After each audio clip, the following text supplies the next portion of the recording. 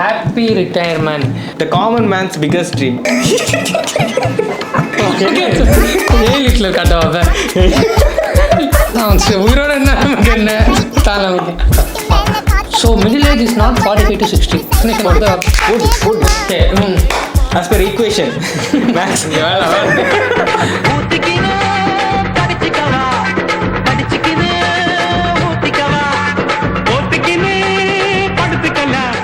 Welcome back. இன்னைக்கு பார்த்தீங்கன்னா real man டாக்ஸோட first episode 1 is all about the happy retirement of common man. The biggest dream, இந்த டேக்லைனோட சொல்லணும்.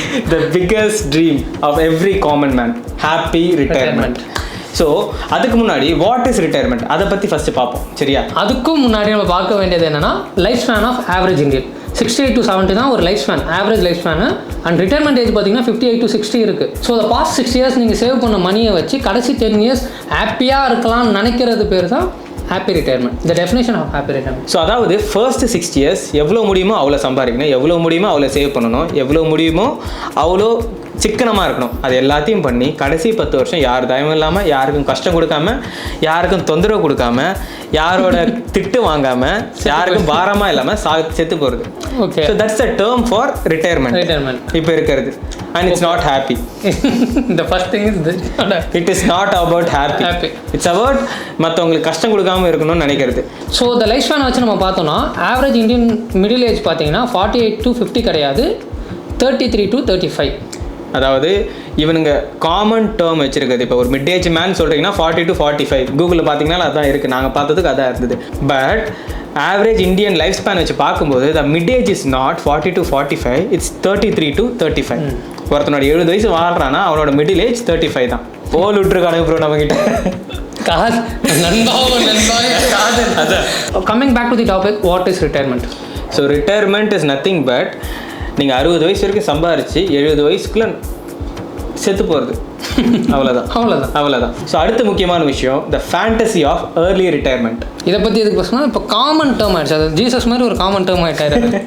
ஸோ இந்த ஏர்லி ரிட்டையர்மெண்ட் வந்து எந்த அளவுக்கு ஃபேன்சி ஆகிடுச்சுன்னா, நீங்கள் எந்த சோஷியல் மீடியா போனாலுமே ஒரு 4 பேர் உட்காந்துட்டு உங்களுக்கு சொல்லித்தர போகிறானுங்க ஏர்லி ரிட்டையர்மெண்ட்.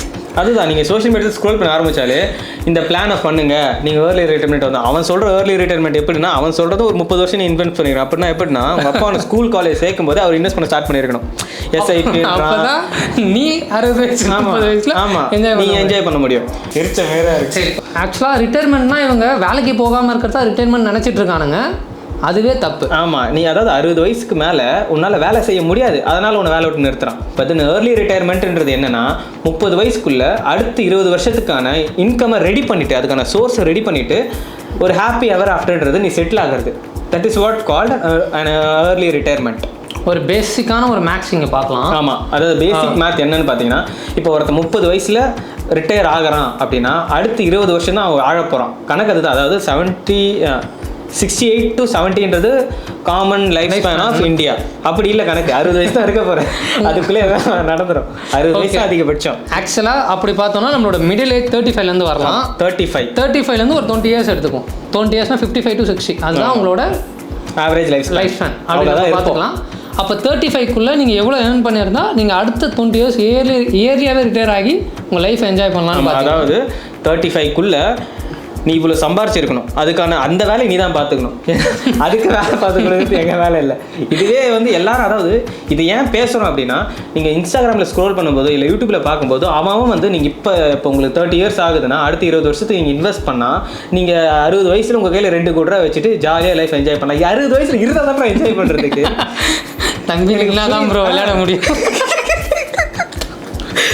60 வயசு வரைக்கும் சேவ் பண்ணிவிட்டு 60 வயசுக்கு மேலே 2 கோடி வச்சுட்டு என்ன பண்ணுறது? இந்த ஒரு ஐடியாலஜியை வச்சுட்டு எல்லாரும் பேசுகிறாங்க. ஸோ கான்செப்ட் என்னென்னா, ரிட்டையர்மெண்ட் எதுக்கு? நீ லைஃப்பை என்ஜாய் பண்ணுறதுக்கு. எனக்கு டெய்லி வேலைக்கு போக வேண்டாம், எனக்கு டெய்லி வந்து எவனுக்கோ போயிட்டு எங்கேருந்து ட்ராவல் பண்ணி 9 to 5 ஜாப் பார்க்க வேண்டாம், பிஸ்னஸே பண்ணாலும் பிஸ்னஸ் பண்ண வேண்டாம். But then I want an income, ஒரு இன்கம் சோர்ஸ் ரெடி பண்ணிவிட்டு அதை வச்சு லைஃப்பை மூவ் பண்ணுறது.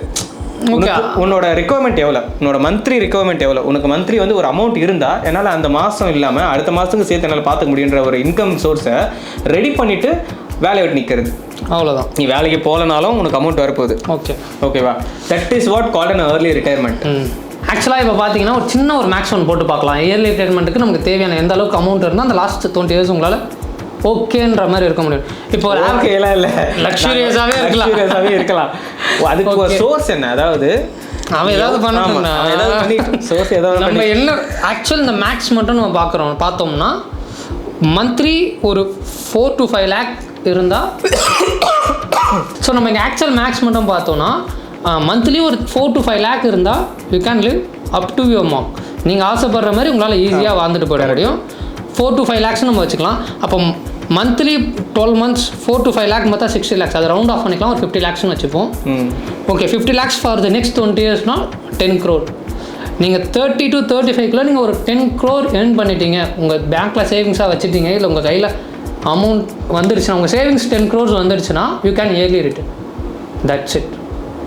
10 கோடி இருக்குது எங்கள் மயிரை கொடுங்க போவானுங்க அந்த அளவுக்கு. அப்போ இயர்லி ரிட்டையர் பற்றி ஆசைப்படக்கூடாது ப்ரோ. அதுதான் கான்செப்ட். என்னன்னா உனக்கு ஏர்லி ரிட்டையர்மெண்ட் வேணும்னா அடுத்த 20 வருஷத்துக்கு பிளான் பண்ணணும். எதுவுமே பிளான் பண்ணாம ஜீசஸ் அல்லாஹ் அது பேருக்கு பேசுறான்.